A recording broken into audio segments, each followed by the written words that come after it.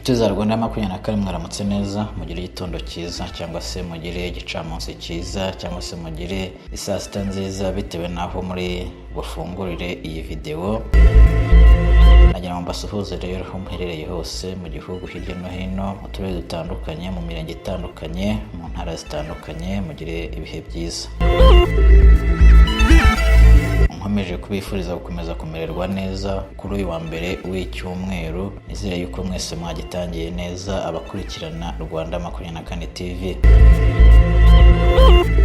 abari mu bihugu bitandukanye biri hanze y'igihugu cy'u Rwanda, Burundi, Tanzania, Uganda, Repubulika na Demokarasi ya Kongo, ibindi bihugu bya Afurika, namwe turabashuhuje, mugire ibihe byiza, mukomeze mumererwe neza n'ibyo murimo, kandi Imana ibaheremo umugisha.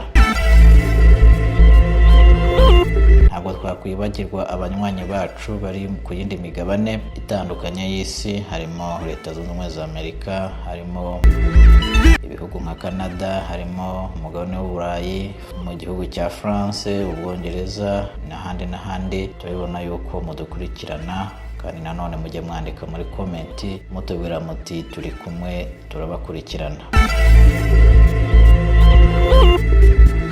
RGB yatangaje ingamba zo kwirinda Marburg mu nsengero no mu misigiti. Hashingiwe ku mabwiriza ya Minisiteri y'Ubuzima ajyanye no gukumira no kwirinda indwara iterwa na virusi ya Marburg yagaragaye mu gihugu cyacu, urwego rw'igihugu rw'imiyoborere ruributsa abayobozi b'imiryango ishingiye ku myemerere gushyira ahasengerwa ingamba zijyanye no kwirinda indwara iterwa na virusi ya Marburg no gushishikariza abayoboke babo gukurikiza amabwiriza yashyizweho. Ingamba zigomba kubahirizwa ahasengerwa: gutanga ubutumwa bukangurira abayoboke kwirinda icyorezo cya Marburg mu nsengero n'imisigiti, gushyiraho uburyo bwo gukaraba intoki hifashishijwe amazi meza n'isabune cyangwa umuti wabigenewe, gupima umuriro abantu bose binjira mu nsengero cyangwa imisigiti,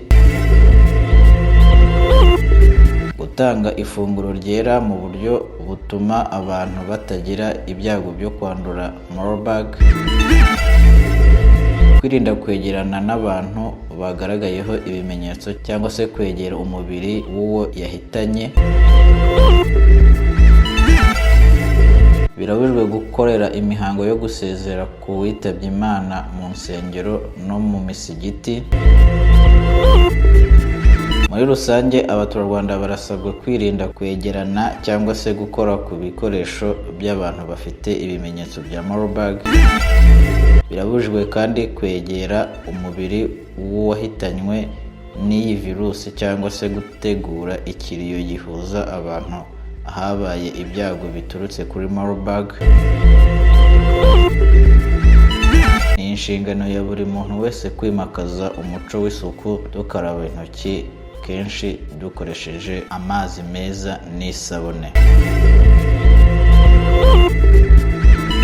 Izi ni ingamba zatangajwe n'urwego rw'igihugu rushinzwe imiyoborere rero ku nsengero no ku misigiti. Urumva abantu, abakozi b'Imana batandukanye, aba Islam, namwe mugomba gukurikiza izi ngamba kugira ngo turwanye iki cyorezo, n'abandi bose kandi bakomeza gutega amatwi iyi Rwanda 24 TV. Namwe mugomba gukangurira abanyu no mu ngo zanyu kugira ngo mwirinde iki cyorezo cya Marburg. Mwumvise yuko iki cyorezo gifite ubukana bukarishye, ni ngombwa yuko dushyira hamwe rero tukakirwanya, tukagihashya burundu nk'uko n'ibindi byose twabirwanyije.